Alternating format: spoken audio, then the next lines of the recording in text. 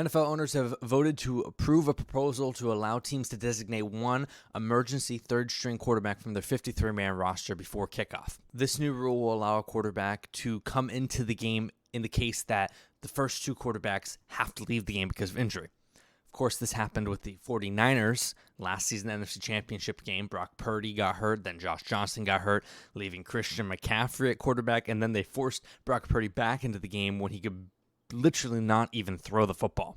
Previously, there was nothing technically stopping a team from carrying three quarterbacks on their active game day roster, but most teams preferred to opt for depth at other positions rather than carry a third-string quarterback that would almost certainly never play. Right, Kyle Shanahan?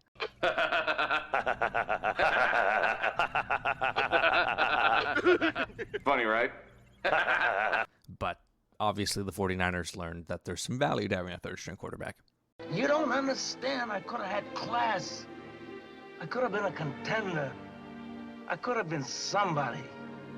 There are some rules with how it can be used. The third-string quarterback can only be activated if all the other quarterbacks are hurt or disqualified, so being benched because you suck doesn't count. And if either of the original active quarterbacks are cleared by the medical staff, they have to come back into the game, and the emergency quarterback has to go back to the inactive emergency quarterback status.